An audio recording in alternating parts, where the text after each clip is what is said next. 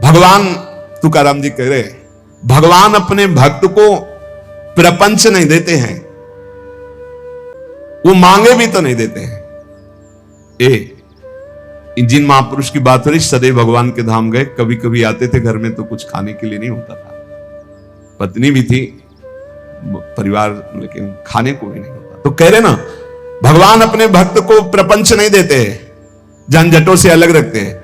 भगवान क्यों नहीं देते? क्योंकि जानते हैं वैभवशाली हो जाएगा तो ये भूल कर जाएगा, ये वैभवशाली हो जाएगा तो भूल कर जाएगा, कहीं ना कहीं फंस जाएगा, इसलिए बड़े कृपालु।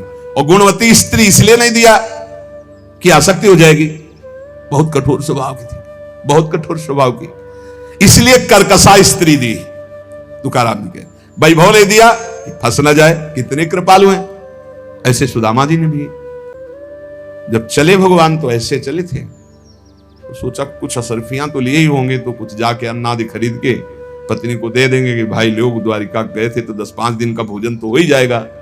भगवान ने कहा इधर से चले जाना और आगे मुड़ जाना।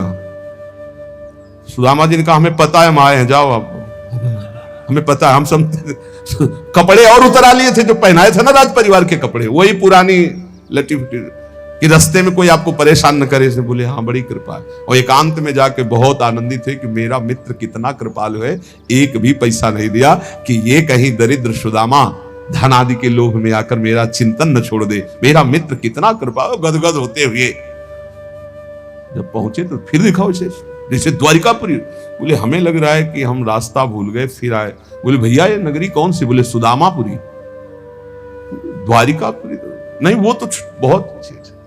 पहले देखा उनकी पत्नी दासियों के साथ हाथ जोड़े सुदामा जी। वो बोले प्रीतम, तो उनका नहीं तुम भूल कर रही हो, तुम्हारा मतलब कहाँ इतना सब। हमारी तो पंडिताई ने जो थी वो एक किसी तरह फटे पुराने कपड़े से तन ढके हुए थे।